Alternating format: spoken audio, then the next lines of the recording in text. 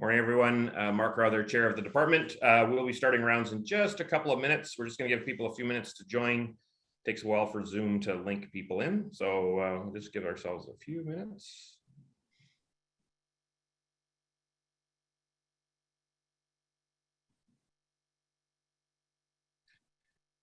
Morning, everyone. We're just going to give Zoom a few minutes to join people in. There's still people joining, and then we'll get started.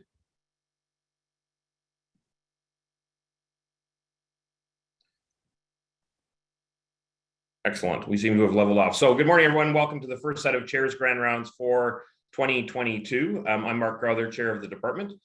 Before we kick off rounds this morning, I just wanted to take a moment to thank everybody for the immense amount of work that I know that everybody's doing right now. This COVID stuff just doesn't seem like it's going to go away, although the New York Times had an interesting headline the other day where they called it the storm before the calm. So I hope that this is the storm before the calm, but I realize the next couple of weeks are going to be super disruptive to everybody, and I do hope that everybody stays well. I can tell you that I now know an enormous number of people who've had Omicron, and the worst that anybody who's been vaccinated has had is a very bad sore throat. So hopefully when we all get it, which I suspect we all will, the large majority of us will not have a serious illness. This is a webinar, so we will have both the question and answer, and the chat box should also be available. I do not see it at the bottom. It is turned on. So hopefully people will be able to ask questions. We will keep a close eye on the question and answer box, and if there are questions raised during the thing that we can answer in real time, we will. And if they require an answer at the end, if we have time, we will take questions at the end, and I will collate them. Our speaker for today is Dr. Shosha, who's an assistant professor in neurology at McMaster. He joined us relatively recently. He attended medical school in Cairo and then went on to train at the King Faisal Specialist Hospital in Riyadh, Saudi Arabia, followed by fellowships and then a short period of faculty appointment at the University of Western Ontario. I refuse to call it Western University because when I attended, it was named something else. And he's also trained extensively in UBC and at the Mayo Clinic. He's a board member of the International Clinical Consortium of the NMO and has several novel publications in the area of neuromuscular disorders of various sorts, with a particular focus on MS. And he's been a real asset to us here at McMaster because he's brought an area of expertise that we were lacking before. At neurology here has been growing by leaps and bounds.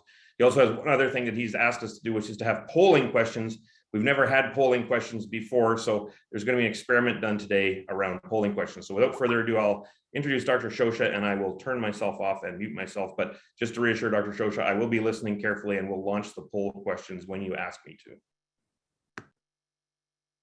Thank you very much, Dr. Crowther, for your kind introduction. I'm really humbled by your words, and it's my absolute pleasure to be in this elite grand round today. And it's unfortunate that we are unable to meet in person. Since I joined last year, it's rarely that I can communicate and connect with the members of the Department of Medicine. But hopefully down the road we will connect in person. Today I will highlight about area postrema syndrome, which is basically an underrepresented cause for intractable nausea, vomiting, and hiccups away from the GI causes. And those are my financial disclosures, as well as we might highlight off-label therapies used for treating this entity. Just before I proceed with the poll questions, I'll just leave you for entertainment for approximately a minute and a half for this short video about the movie Hiccups, which basically a person that he had persistent hiccups, intractable, and he didn't know what to do with them. Unbelievable. Can you speak about that a bit? Some guy sent me to your nose and throat, sent me to lymph nodes, sent me to neurology.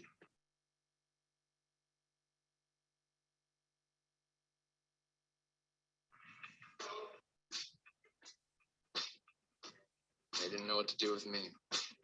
Found a guy online, said he studied with witch doctors in Uganda.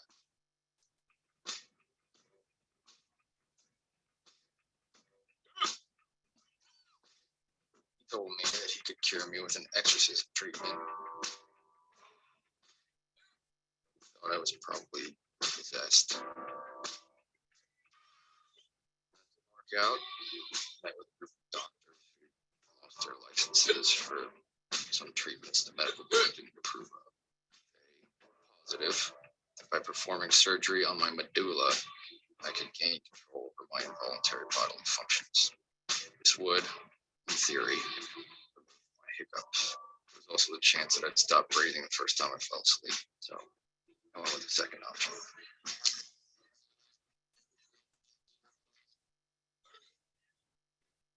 a certain point, everything else hadn't worked. After every stupid suggestion failed, and I tried every option. Drastic options were the only ones left. Okay, so we'll move forward with the first poll question. I appreciate the help of Dr. Crowther for presenting that. So the first one, when do you consider nausea, vomiting, or hiccups as an intractable symptom? If they were refractory to symptomatic treatment for 2 days, 5 days, 1 week, or 1 month? I appreciate your contribution. And we'll give this about 30 seconds or so for people to answer. We're getting a good number of polling answers here, so another few seconds.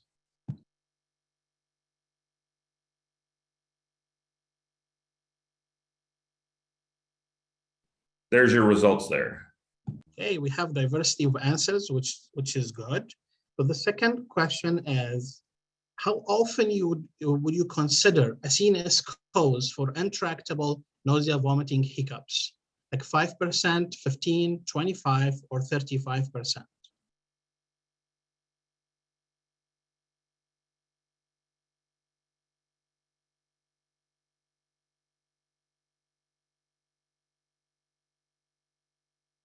Again, we'll give about 30 seconds. We're getting a good number of polling answers here.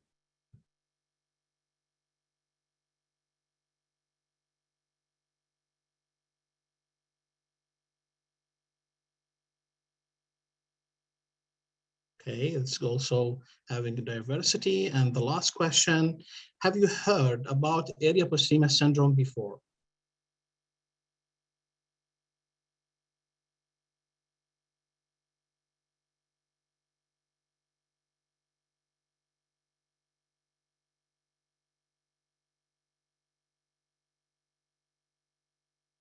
I won't leave this one up for as long because pretty clear answers. Although I will say that in my world, APS is antiphospholipid antibody syndrome. So I'm a bit distressed to hear that there's another APS.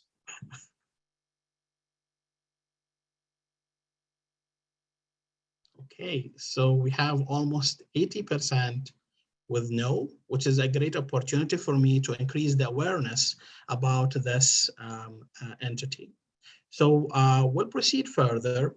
So area postrema, it's in the before we move to the pathology and what is the area postrema syndrome, going back to the basics and the anatomy and the physiology. I know they are not our best friends as we are growing in our clinical practice, but it's very pivotal to understand it here. It was the first described by an anatomist, Dr. Wilson, and he was the dean of the College of Medicine in Sydney Universities in the early last century in 1906.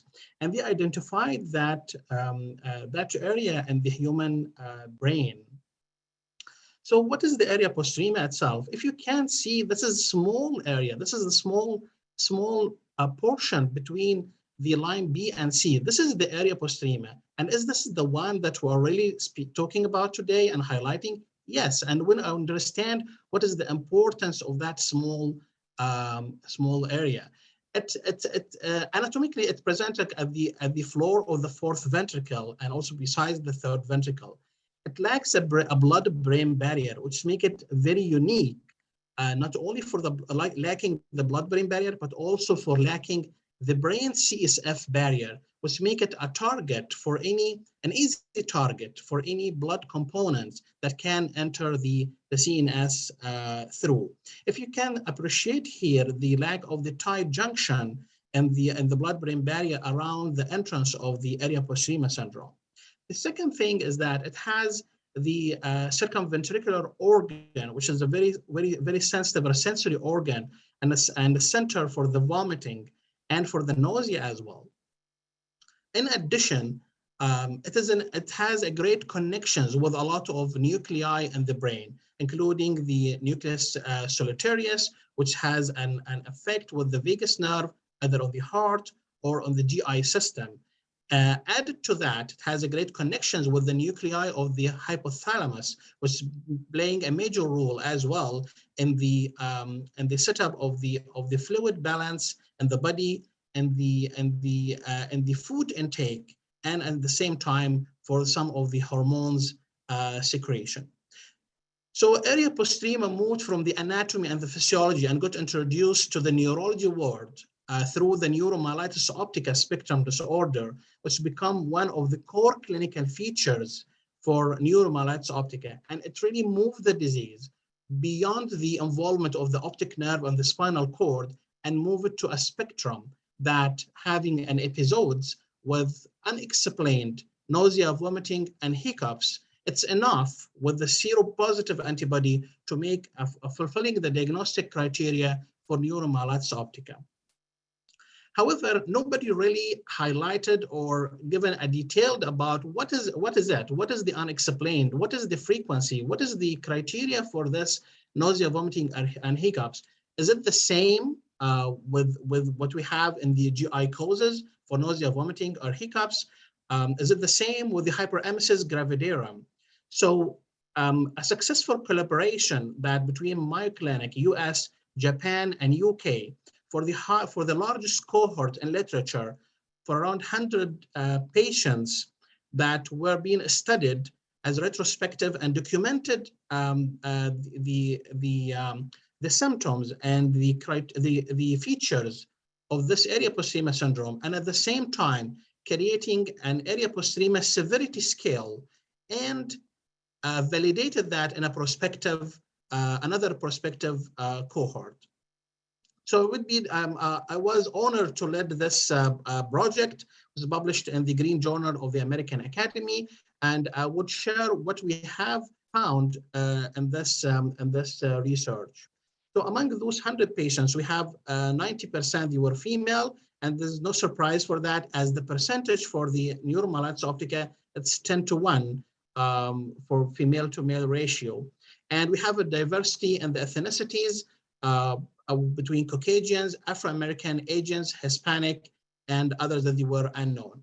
We described 157 area postrema attacks, and very interestingly that they were the inaugural symptoms, they were the initial symptoms of almost 50% of those patients. Some of the patients, they really had only single attack during their disease course. However, around 30%, they had multiple area postrema attacks through the disease course with average 2 and range between 1 to 9. We know that in neuromyelitis optica, it's more common in the Asian population, but when we looked into the area postrema syndrome frequency among the different ethnicities, we didn't really have any statistically significance or difference between among all of them. With the inaugural attack, it was around 7 to 10%, and with the subsequent attacks, it was 10 to 14%, and this is similar to what we have in the literature. 74% of those attacks, and actually 44 patients, they were initially presented to a gastroenterologist, and they had an extensive workup from their side, including the scopes, the barium swallow, the gastrointestinal transient studies, CT scans for abdomen, ultrasounds, and a couple of patients, they had wireless capsule endoscopy. And the majority of them, all these investigations failed to reveal a cause for the intractable nausea, vomiting, hiccups. However, some of patients, they got labeled, and maybe it would be a misdiagnosis initially. So they would have a gastroparesis, and it's worth to mention that up to date, we just have only one case documented in the literature that a patient presented with a gastroparesis turned to be neuromyelitis optica. And this is a retrospective data. We didn't really know if those patients that they have the gastroparesis that documented a link to neuromyelitis optica. And this is this opens an opportunity and collaboration if our GI expertise and the motility experts in our department would be interested to look into that. This would be a great collaboration between us, because up to date, no one really studied the gastric motility in seropositive neuromyelitis optica patients, and we don't know if they really have pseudo-ileus like multiple sclerosis, and if the GI symptoms are only related to spinal cord or brain lesions, or there is another link.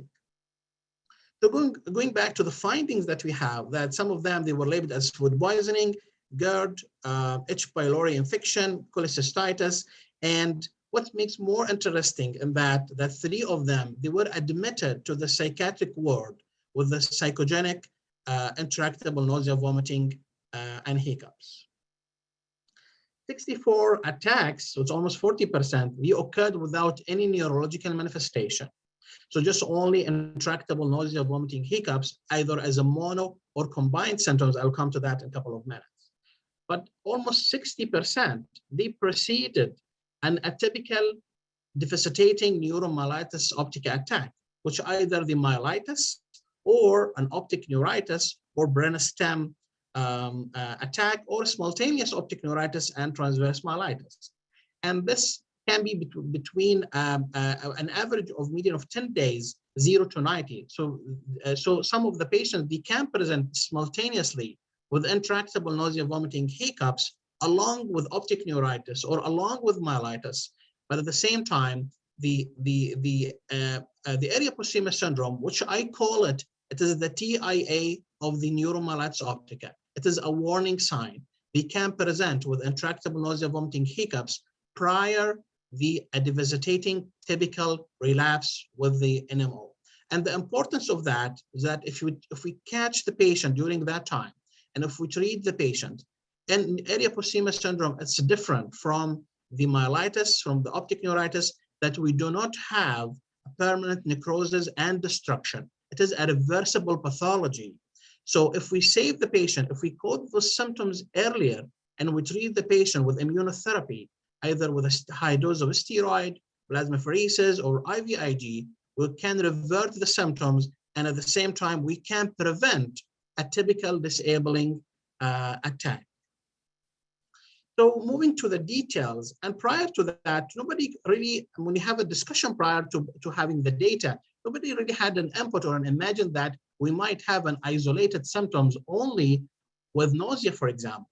But the data showed that the nausea, vomiting, hiccups, either they can be an isolated as a mono symptoms, around 9% for the nausea, 2% for vomiting, and 14% only for the hiccups. They can be combined together with around 24% if they have nausea and vomiting, nausea and hiccups for 5%, and vomiting and hiccups for 3%. And altogether, they were around 40% in that cohort. The duration of the symptoms that patient that they have, shocking that some of the patients, the symptoms stayed for a year, continuously for a year. And however, we had a minimum duration for the symptoms, where they were 2 hours. And we have an average of between 10 to 14 days. The symptoms were really continuously, and around 65% for the nausea and 30% for the hiccups.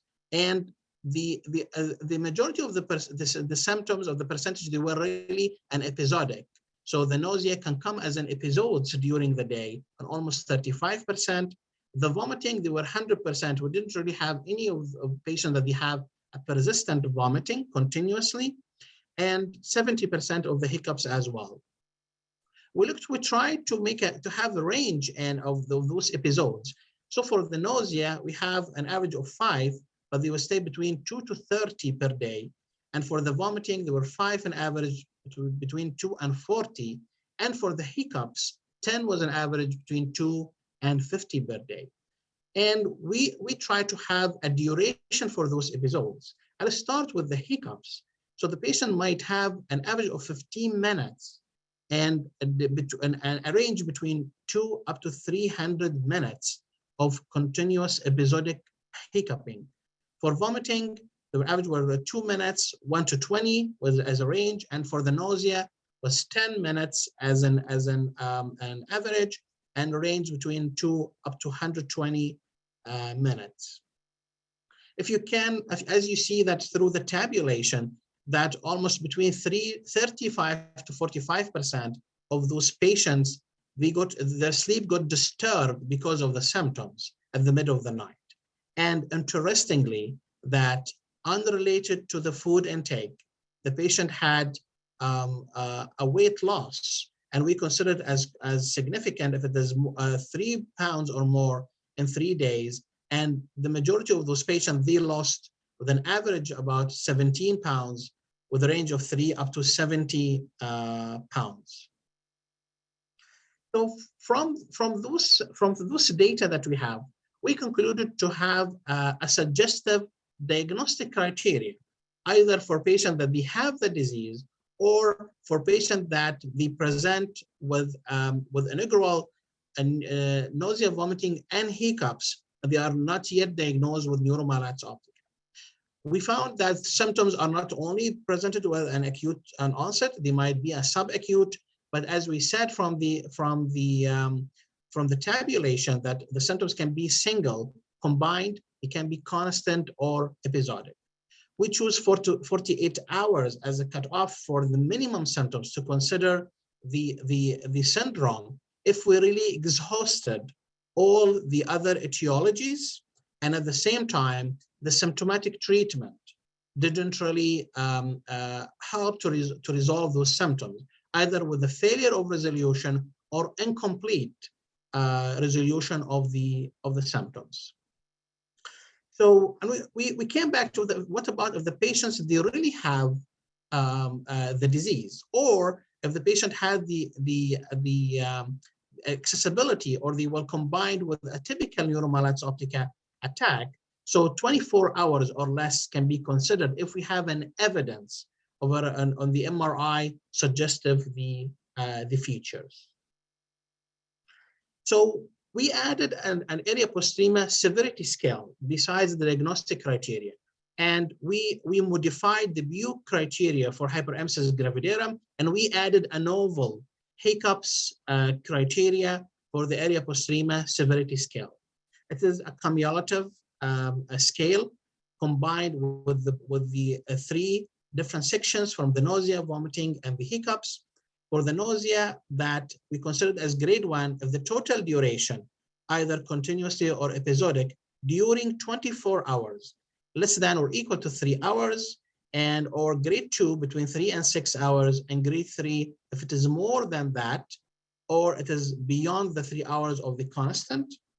Vomiting grades, if it is grade 1, if it is 4 or less episodes per day, grade 2, 5 to 7 episodes per day, and grade 3 if they are 8 or more per day. And the hiccups we consider as grade 1 if we're having a total duration with 3 hours per day, or 3 to 12 hours per day as grade 2, or grade 3 if it's 12 hours or more constant hiccups. So a combined of 3 of those categories. So we have the normal if the grade is 0, and mild if we have 1 or 2 as grade 1 among the previous scores, moderate 1 or 2 as grade 2, or 3 as grade 1, and we considered as severe if we had 1 or more as grade 3, or 3 as grade 2. And then we validated in around 20 patients also, and it took us 6 months to validate this as a prospective through the different centers.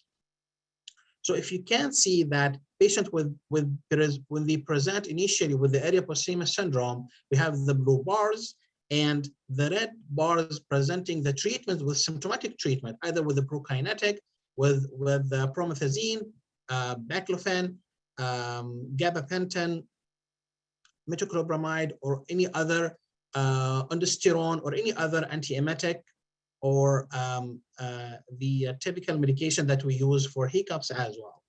And the green dots that it's post usage the immunotherapies, either with the high dose of steroid, plasmapheresis, or the IVIG. And if you can see here, after the symptomatic treatment, either we don't have any change in the severity scale, or it might drop only with 1 grade, but we have a dramatic change after the immunotherapy. And we almost the majority of the patients, they really drop to grade 0, from 3 to 0, or 2 to 0. So the other findings that we had here is that 27% of those patients, they reported migraine-like headaches, and they were never diagnosed with migraine before. And this, if we go back to the pathophysiology or the explanation for that, as I mentioned earlier, that the area postrema syndrome, or the area postrema itself, it has the great connections with a lot of the nuclei. So we have the parabrachial nuclei in the thalamus, that it has the calcitonin gene related peptide. So the GRPD, it's a target for the migraine therapy nowadays. And this can explain why those patients had a migraine-like headaches. Cardiac arrhythmias and fluctuation in the blood pressure, they were documented in 16 patients. And we had a couple of patients that we had amenorrhea, around 6 patients, with around average of 4 months and range for up to almost a year of that. They had a purposeful yawning unrelated to sleep or fatigue, and generalized itching as well. My colleague Masood, and a couple of years ago, he looked into the cardiac manifestation as an initial symptom for neuromyelitis optica. And this has really supported our feature in the on that project, that we have around 2% of neuromyelitis optica, they can report bradycardia as an attack for neuromyelitis optica. And some of them, the symptoms or the bradycardia, they were associated with area postrema syndrome symptoms. And despite the small number, there were 13 patients, but almost half of them, they might have a cardiac manifestation as an initial presentation for neuromyelitis optica. Going back to moving from the clinical part to the imaging, and the area is very small, it's very tiny. And in our cohort, there were a lot of patients, although we didn't have an access to all the images, but there were a lot of patients that their imaging reported as normal. But when we have a second look, considering that the small or the tiny pathology that might be there involving the area postrema, that it can be easily missed. It's worth that we have have the imaging with the contrast, with the GAD, so we can have a better assessment for the pathology. It was described by Johan in his group a couple of years ago, and we call it as an inverted V sign in the brainstem. So is the lesion is the important part, or is the symptom is the important part? Dubey and his groups at the My Clinic, they looked into, is area postrema symptoms or area postrema syndrome, is it present in all the pathologies that involve the area postrema? And the answer turned to be not. And if you can see from this figure, we have around 5 different pathologies. The first is the neuromyelitis optica, with extended to the area postrema. And then we have 4 different pathologies, including the sarcoidosis, lymphoma, and compressive myelopathies, that none of them, despite that the lesion stays there in the area postrema, none of them they had any clinical features of intractable nausea, vomiting, or hiccups. As neuromyelitis optica disease that become more aggressive during pregnancy, it's very important that we keep in mind. And at the same time that I'm sure our gastroenterologists, they might receive consultations from the obstetrician or the OB/GYN physicians that they have a patient, she is pregnant, she has persistent and or intractable nausea, vomiting, hiccups, that the normal treatment that they use is not really working for them. So it's very important that we consider that area postrema syndrome, especially neuromyelitis optica, can be the disease. We can have an onset of the disease during pregnancy, At the same time, pregnancy can really exacerbate the disease activity. And we have an example here of a case report. The patient, she presented with intractable nausea, vomiting, and she was treated as hyperemesis gravidarum for at the 7 weeks of gestation. And 2 weeks later, she turned to have a new onset of myelitis, and she turned to be a neuromyelitis optica. So when we know that the anti-MOG related diseases, the marine oligodendrocyte glycoprotein associated disease, it is a similar entity of neuromyelitis optica. And I believe that it is not the same. It's not the same pathology. It should not be categorized in the neuromyelitis optica spectrum disorders.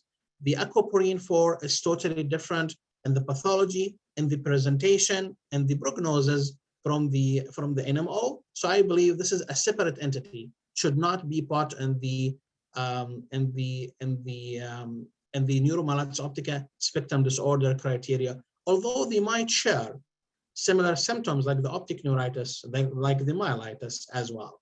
So last year, well, in 2020, that the Mayo Clinic group look into that if area postrema syndrome really having the similar presentation or similar features and frequency in anti-MOG related disorders compared to the seropositive aquaporin. And it turned to be no, this is not the story. So among the patient that they studied, they found only one patient that present with the area postrema syndrome and the anti-MOG, which make it a very rare entity. It's almost less than 1% of the presentation. However, a similar antibody, it might share some features at the pathology level of the astrocyte with the aquaporin 4, the glial fibrinolytic antibody, the GFAP. So it was reported that one patient presented really with area postrema syndrome, and it has the lesion there along with myelitis. And this brings an opportunity for me to thank the HHSC for their unparalleled support for the autoimmune encephalitis panel that we have it available, and we had the chance to diagnose several patients in our clinic, which moved the clinic beyond really the capacity of the MS or even the NMO. And we have several consultations from different referred hospitals through the OTN. And we have a GFAP patients that we diagnose in our clinic as well. So somebody can argue, okay, so maybe this nausea, vomiting, and hiccups, it can be similar to any other causes, or for gastroparesis through the GI, or for diabetes, for example, diabetic gastroparesis or idiopathic gastroparesis. Lorio and his group, that they looked into a cohort for more than 400 patients that in the gastroparesis repository, either with the diabetic gastroparesis or idiopathic gastroparesis, and nausea, vomiting were the main presentations, and they tested them, and none of those patients turned to be aquaporin positive. So I'll end here, and maybe it will be a chance that we can repeat the cohort, the poll questions again. I would be happy to have any questions after that. So going to the first question: when do you consider nausea, vomiting, or hiccups as intractable? And when we say intractable, means that we exhausted all the options for the other etiologies, and you fail to symptomatic treatment as well.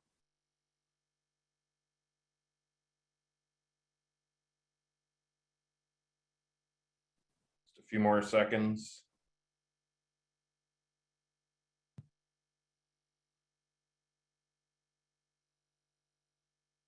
Okay, so the percentage increased really to 48 hours. We have still some discrepancy in the percentage. I'm sure that there are different definitions, maybe from the GI side as well. Okay, so we can move to the second question. that how often do you consider CNS as a cause for intractable nausea, vomiting, and hiccup?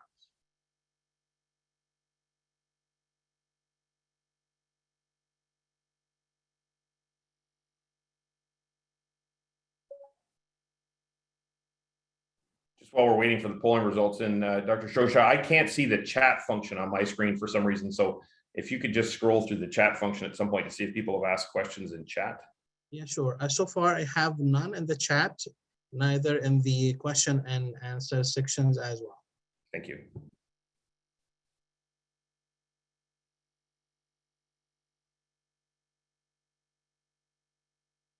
I'm sorry, I missed the results, but in general, that beyond the vascular causes, the stroke, or the oncological causes that we don't really have a dedicated study about the CNS causes for intractable nausea, vomiting, and hiccups. It's just a seldom reports based on a different presentation, but in an average, I would say 15% would be a reasonable percent.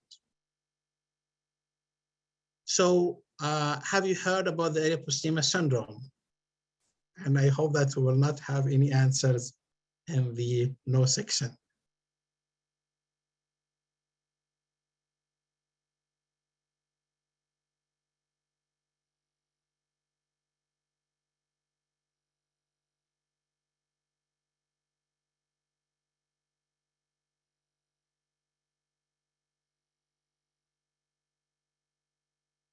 Uh-oh, we do have a couple of no's.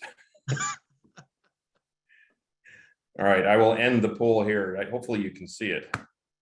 Okay, perfect. So maybe 10%, maybe they meant prior to the presentation. So I have one question here, and the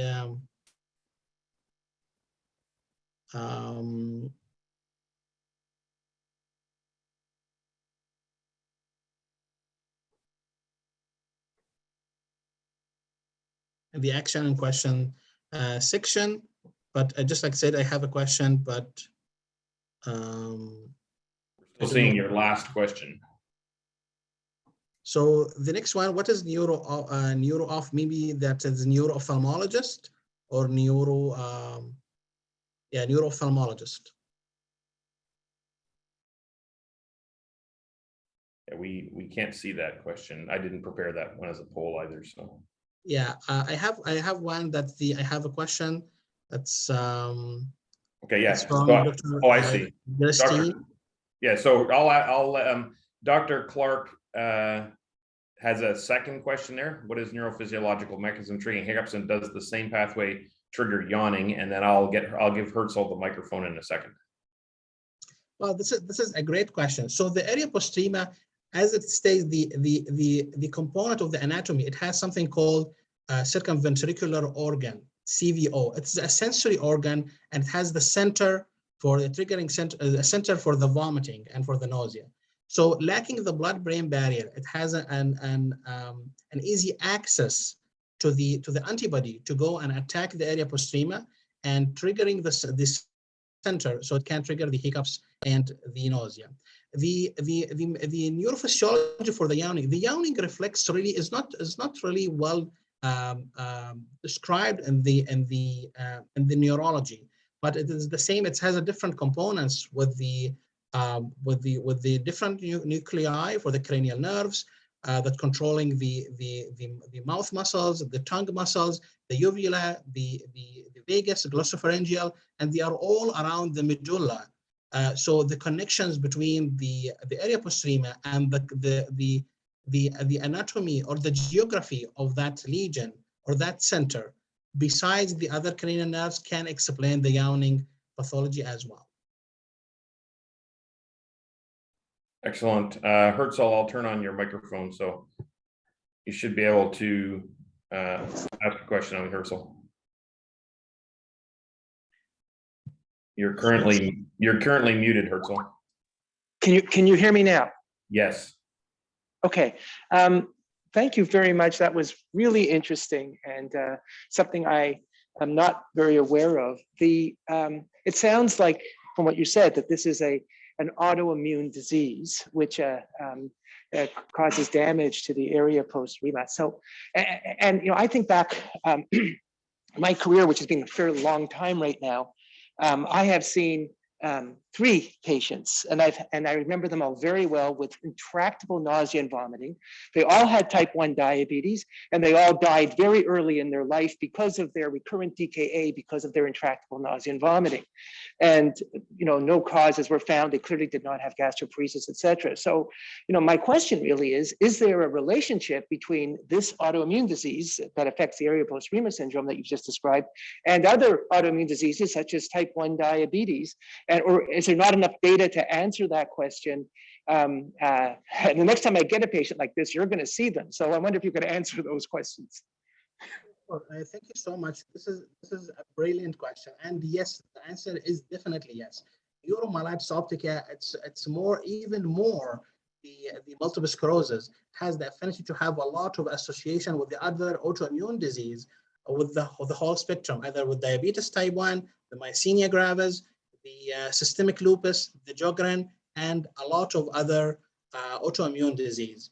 As I mentioned that, back to your patient, that the representative that for the gastroparesis, or diabetic gastroparesis, that they looked into those patients and they tested the antibody for them, and it turned to be negative.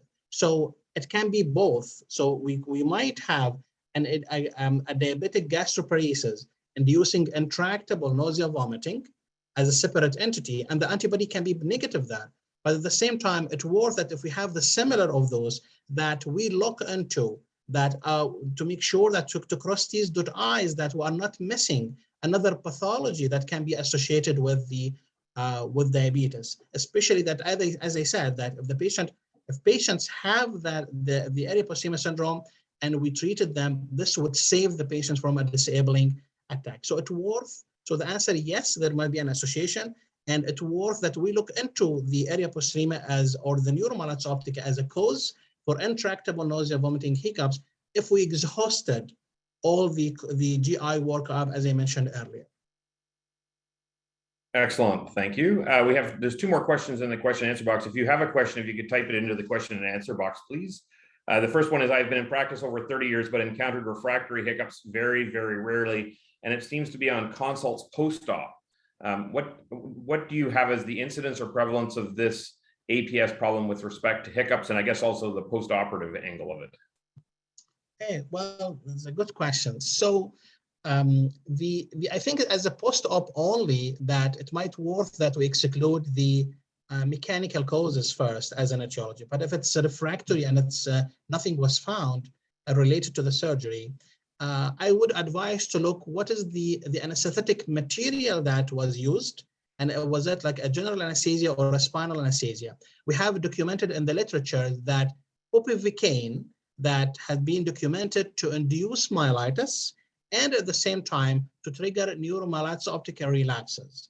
So if patient presented with post-op with intractable hiccups, and we don't have an explanation either with the mechanical causes or any other etiologies post-op, I would look into the anesthetic material if there's a spinal anesthesia, and we can consider that entity as well.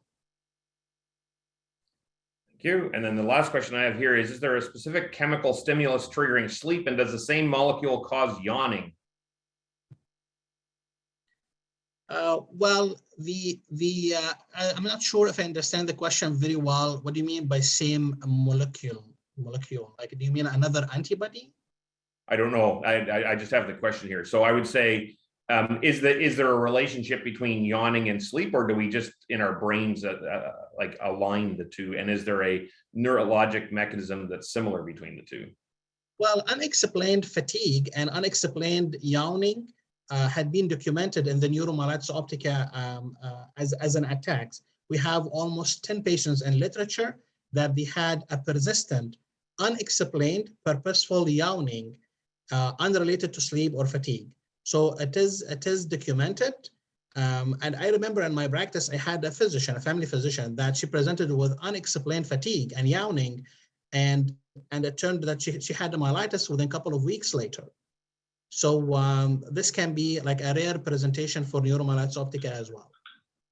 Thank you. I'll ask, I know that Dr. Verhofstadt is in the amphitheater at St. Joe's, if there's any questions from the amphitheater at St. Joe's. And if I hear nothing in the next few minutes, I'll assume no. Let's assume no and move on to Dr. Satch's question. I have a handful of patients who have refractory chronic cough and nausea. They often cough hundreds of times per day. I've been involved in one study with a neurokinin 1 antagonist, which is used for nausea, but also reducing cough. Sounds like there is some shared neurobiology. Well, this is very interesting. We never had like any chronic cough as a presentation for neuromyelitis optica, but I think this is a very, very excellent point, and maybe I can go back and check in the literature if we have anything documented. Up to my knowledge, not, but this is a very interesting that if we can have a link with the nausea and the cough. Excellent. And Imran, you'll notice I didn't attempt to pronounce those two drugs. For Herzl's asked another question, does the antibody stimulate like myasthenia or Graves, or does it damage the area like in lupus? Well, the aquaporin 4 antibody, so in general, neuromyelitis optica, myasthenia gravis, and lupus, they are all sharing the same humoral pathology. They are all Th2 induced diseases. So they are all sharing the same the same humoral immunopathology, but antibodies are different. And there are an association between the NMO and myasthenia gravis. And I have a patient that she has both the disease, the NMO and myasthenia gravis, and there is patient as well that they have neuromyelitis optica and the lupus. How the antibody would work? The antibody for the aquaporin, it works either in two ways. Either as an independent pathway through the antibody, it's enough through the natural killer cells, or we might have a complement escalation or a complement initiation pathway through the complement and the degranulation for the neutrophils, the macrophages, and the forming a membrane attack complex, which leading to the destruction of the astrocyte. It's worth to mention here that neuromyelitis optica, there is a misunderstanding that neuromyelitis optica, and this might be shocking information for a lot of people. Neuromyelitis optica, it's not a primary demyelinating disease. It's not like MS. The amount of the demyelination that it is in the neuromyelitis optica, it is very much less compared to MS. So NMO, it's an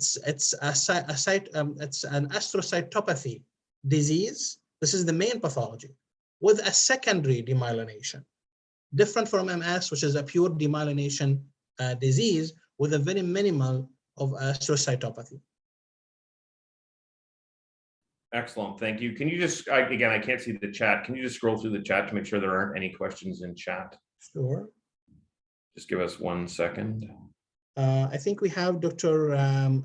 Imran Satya. He requested to ask a verbal question. I'm not sure if this was the same one that he wrote, or it was probably the same one. It's very hard for me to unmute microphones, so that's why we would prefer for people to type in their question.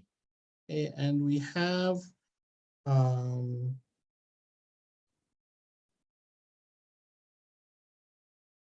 okay, so just like a clarification from the St. Joe's side, and thank you for your kind message. And they are just like mentioning they are attending through a different account, not through the amphitheater.